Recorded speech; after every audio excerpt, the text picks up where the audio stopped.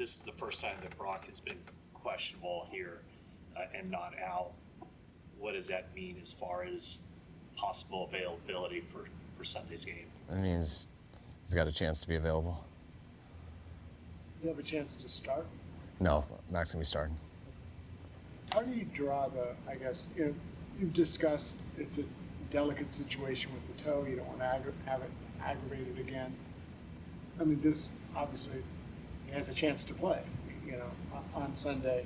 So how do you, I guess, balance that? Like, he could play, and that means he could aggravate it again. I mean, is his toe fully healthy? What's the question? Is his toe fully healthy?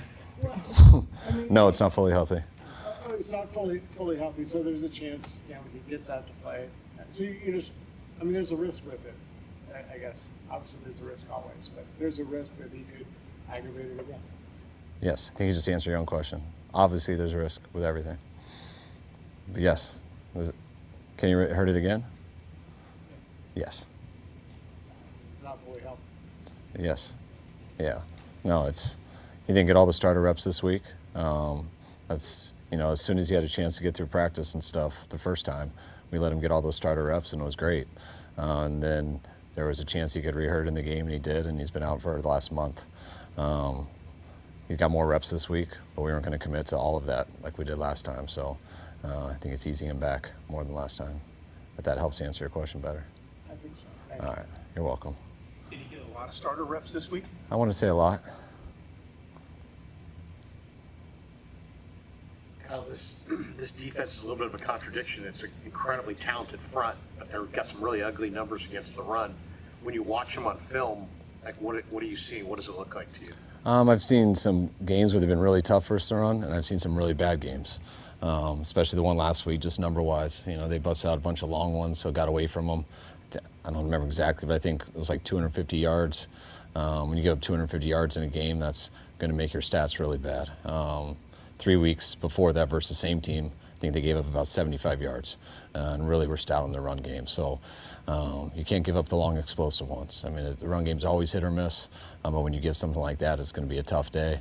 They also got up in the fourth quarter and were able to stick with the run. So there's always opportunities to run the ball every week, but they do have some real good players. They have a good scheme when they're all playing at the top of their game. I think they're very hard to run the ball against. Arch and Burford about on the same plane in terms of being ready? Is he what? Sorry. Arch and Burford are about the same plane in terms of being ready. I think Burford's ahead of Arch in that area. Would you expect Ken White and Farrell to be playing? Clee we'd have to activate, so we have that decision till tomorrow. But I expect Keon, yes. Chance with Clee. Is it for Furl coming in? You've only had him here for a few days. Did you see enough that he could be in the mix for an elevation on Saturday?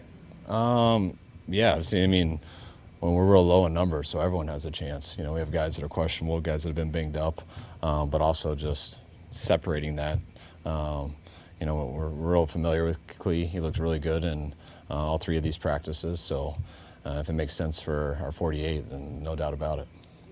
Your observation of Keon this week and just how he's kind of come in and taken up the defense? I thought he had a good week. He got here right before practice on Wednesday. He was able to clear everything and get going, so he was able to make that practice, which I think was huge. And to get 2 full-speed practices in and the walkthrough today, I think was really good for him and gives him a chance to help us out Sunday.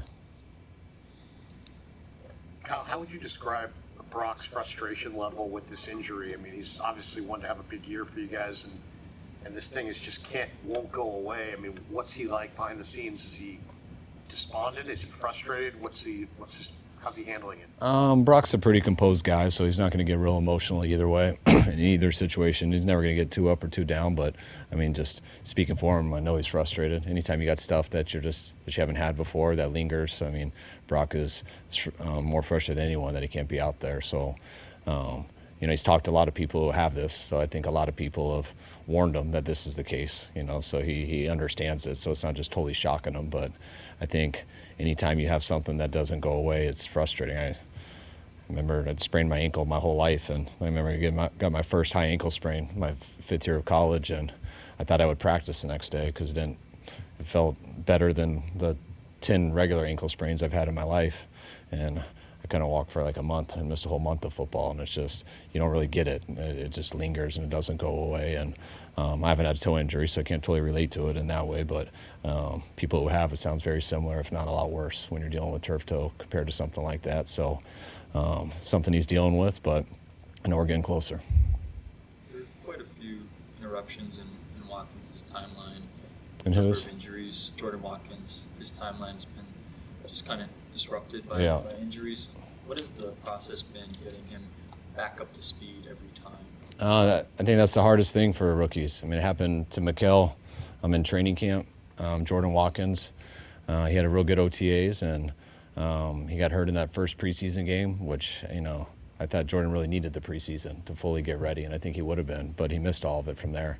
Then I think he came back, week 2, can't totally remember. And then it's almost like he's right back to the beginning of training camp. So you hope he can get that in a couple weeks of practice. He started to do it, and then he hurt something in those 2 weeks. I think he pulled something. Then he got another month back, and so now he's getting back into it. But it's tough for these guys. Same thing happened with Ricky. I mean, he missed all of training camp as a rookie, and then right when he came back, he got shot. And then it's a month off, and then he's playing the kind of whole season is kind of like a rookie training camp. So it's real tough when those guys miss it. Puts him really behind the 8 ball, but he's had 2 good weeks, and hopefully he can continue to stay healthy. And if he does, he'll get there. All right, guys. Thanks.